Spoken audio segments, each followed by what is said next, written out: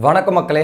Big pass லைவ்ல வந்து பார்த்தீங்கன்னா மார்னிங் டாஸ்க் கொடுத்துருந்தாங்க. இந்த மார்னிங் டாஸ்க்கு நிக்சனுக்கு ஒரு ஆப்பு தான் நினைக்கலாம். பிறந்த நாள் அன்னைக்கு இப்படியா பண்ணுவீங்க பிக் பாஸ்?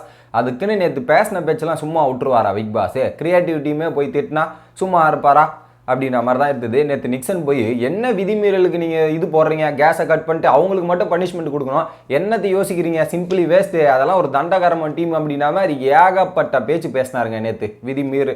ஸோ அந்த கேஸை கட் பண்ணதுக்கப்புறம் கிரியேட்டிவிட்டியுமே கிழிச்சாரு. ஸோ அதனாலேயே என்னமோ இன்னைக்கு காலைல ஒரு டாஸ்க்கை வச்சிட்டாங்க. என்ன டாஸ்க்குனா, நிக்சன் அவர்கள் வந்து விதிமீறினா இதை ஒரு 10 பனிஷ்மெண்ட் கொடுப்பா, நீ சொல்லுப்பா அப்படின்ற மாதிரி கேட்குறாங்க. எங்கள் கிரியேட்டிவிட்டிக்கு அந்த அளவுக்கு நாலேஜ் இல்லை, உங்கள்கிட்ட தான் அதிகமாக இருக்குது, அதை கொடுப்பா அப்படின்ற மாதிரி கேட்டாங்க. ஸோ அதில் தரமான சம்பவம் எண்டில் ஒன்று நடந்தது. அது என்ன அப்படின்றது பேசுவோம். ஸோ அவர் என்ன சொல்கிறாருன்னா, நிக்சன் என்ன சொல்கிறாருன்னு பார்த்தீங்கன்னா, விதி மீற ரூல் பிரேக் பண்ணுற நபருக்கு வந்து காஃபி டீ கொடுக்கக்கூடாது ஒரு வாரத்துக்கு. காஃபி டீ அவங்களுக்கு ஒரு வாரம் கிடையவே கிடையாது, ஓகேங்களா? அதில் வந்து காஃபியில் சர்க்கரையும் இந்த மாதிரி மாற்றி போட்டு கொடுக்கணுமே தவிர இல்லை கொடுக்கவே கூடாது அப்படின்ற மாதிரி கொடுக்குறாரு. இது சில பேர் காஃபி டீ ரெகுலராக கொடுக்குறவங்களுக்கு கொஞ்சம் கஷ்டமாக தான் இருக்கும். ஓகே. ரெண்டாவது பார்த்தீங்கன்னா, பனிஷ்மெண்ட்டை மீறினான்னு அந்த ரூல் பிரேக் பண்ணால் கேஸை வந்து ஃபுல் டைமாக ஆஃப் பண்ணிடணும். மார்னிங்லேருந்து சாயந்தரம் வரையும் ஆஃப் பண்ணிடணுமா? ஏன் நிக்சன், நீங்கள் அரை மணி நேரம் 2 மணி நேரம் ஆஃப் ஆனதுக்கே நேற்று கிரியேட்டிவிட்டியுமே கிழிச்சிங்க, பிக் பாஸை கிழிக்கிறீங்க. ஒரு நாள் ஃபுல்லாக ஆஃப் ஆனால் நீங்களே என்ன பண்ணுவீங்கன்னு தெரியல. சொல்கிறதுக்கு முன்னாடி யோசிச்சு சொல்ல வேண்டாமா? என்னதை சொல்கிறது, நீங்களே நேற்று ஒரு 2 மணி நேரத்துக்கு பொங்கிட்டீங்க, இதில் வேறு ஃபுல் டே ஆஃப் பண்ணுன்ற மாதிரி ஒரு டைலாக் பேசுகிறாருங்க. அடுத்ததாக பார்த்தீங்கன்னா, மூணாவது பனிஷ்மெண்ட் என்னென்னா, 2 டோரையும் க்ளோஸ் பண்ணிடணுமா, வீட்டுக்குள்ளேயே அலோவ் பண்ணக்கூடாதான், கார்டன் ஏரியாவில் இருந்து சாவங்கடா அப்படின்ற மாதிரி கார்டன் ஏரியாவில் விட்டுருமா. அப்போ ரெஸ்ட் ரூம் எங்கே போவாங்க நிக்சன்? ரெஸ்ட் ரூம் வெளியே கூட இல்லை, உள்ளேயும் போக முடியாது. அப்போ ரெஸ்ட் ரூமும் போக விடாமல் வெளியே இது பண்ணுறது தான் உன்னோட பனிஷ்மெண்ட். மூணாவது. நாலாவது வந்து பார்த்தீங்கன்னா, காலையிலேருந்து சாயந்தரம் வரையும் பவரே இருக்கக்கூடாது. நீங்கள் இப்போ ஏசி உங்களுக்கு ஒரு எல்லாமே உங்களுக்கு சொகுசாக இருக்கலாம், அந்த சொகுசை கட் பண்ணிட்டு நீங்கள் பாட்டு அப்படியே இருங்க. சொகுசு இல்லாமல் நீங்கள் என்ன பண்ணுங்கன்ற மாதிரி பவர் கட்டுன்றாரு. கமல் சார் இதை சொல்லிட்டாரு, அந்த பவர் கட்டு இவர் எடுத்துன்னு வந்து கனெக்ட் பண்ணிட்டாரு. அடுத்ததா 5வது வந்து பார்த்தீங்கன்னா, பனிஷ்மெண்ட் அந்த ரூல் பிரேக் பண்ணுறவங்களுக்கு எந்த ஒரு டாஸ்க்லையும் பங்கேற்பு கிடையாது. டாஸ்க்கை விளையாடணுன்ற மாதிரி பல பேருக்கு ஆர்வம் இருக்குல்ல. ஸோ அந்த டாஸ்கோட இதுவே கட் பண்ணிட்டா ஐயோ அப்படின்ற மாதிரி, நம்ம மீறினா டாஸ்க் கட் ஆயிரும் அப்படின்ற மாதிரி உட்கார வச்சா நல்லாயிருக்கும் அப்படின்ற மாதிரி உட்கார வைக்கிறது. இது ஒரு நல்ல பனிஷ்மெண்ட்டுங்க. ஆக்சுவலாக டாஸ்க் விளையாடணுன்ற மாதிரி பல பேர் ஆர்வப்படுவாங்க, பட் அதை உட்கார வைக்கணுன்றது சூப்பர். 6வது வந்து என்னென்னா, இது ஒரு ஃபன்லியான பனிஷ்மெண்ட்டாக, ஒரு வாரம் ஃபுல்லாக கூல் சுரேஷோட டெய்லி மார்னிங் எக்ஸசைஸ் இதெல்லாம் ஃபாலோ பண்ணணும். அவர் என்னென்னலாம் பண்ணுறாரோ அதை பண்ணணுன்றது. இதுவும் கொஞ்சம் கடுப்பு தான். ஏன்னா கூல் சுரேஷ் பண்ணுறதெல்லாம் பண்ணுறது கஷ்டம், அவரை மாதிரியே பண்ணணுன்றது வேறு மாதிரி.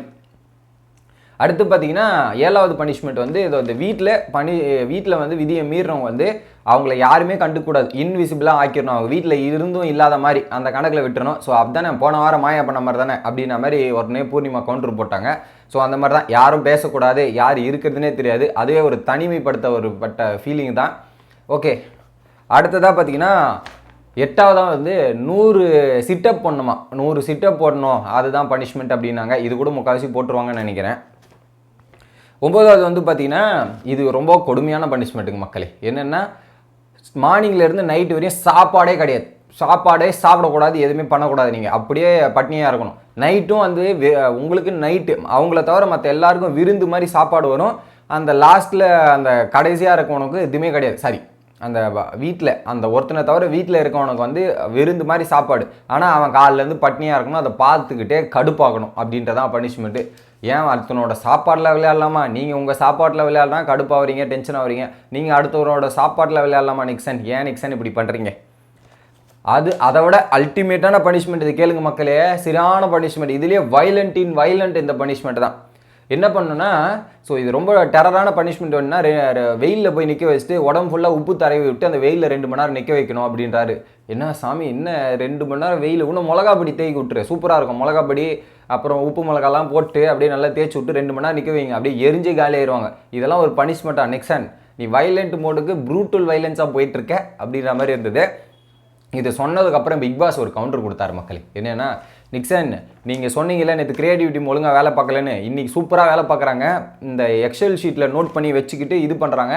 இதுக்கப்புறம் விதியை மீறினா நிக்சனோட புக்லெட்டில் இருந்து இந்த விதிகள்லாம் இம்ப்ளிமெண்ட் பண்ணப்படும், இந்த பனிஷ்மெண்ட்லாம் கொடுக்கப்படும் அப்படின்ற மாதிரி சொல்லிட்டாரு. நிக்சன் அப்படியே ஷாக் ஆகிட்டு, என் வாயிலேருந்து பிடிங்கி எனக்கே ஆப்போசிட்டிங் இல்லை வெஸ்டம் அப்படின்ற மாதிரி சொல்லிட்டு இருக்கும்போதே திரும்ப பிக் பாஸ் சொல்லார், குறிப்பாக நீங்கள் ஒரு மேட்ரு சொன்னீங்களே மார்னிங்லேருந்து நைட்டு, அந்த மேட்ரு செமையாக இருக்குது நிக்சன், ஐ எம் இம்ப்ரெஸ்ட் அப்படின்ற மாதிரி சொன்ன உடனே, தேவையா எதுக்கு கம்முன்னு இருந்ததுனாலே அவங்க 2 மணி நேரம் 3 மணி நேரம் கேஸ் ஆஃப் பண்ணியிருப்பாங்க. நீ மார்னிங்லேருந்து நைட்டுன்ற மாதிரி ஒரு 4-5 கான்செப்ட் சொல்லி விட்ட, அவங்களும் இம்ப்ளிமெண்ட் பண்ணுறேன்னு சொல்லிட்டாங்க.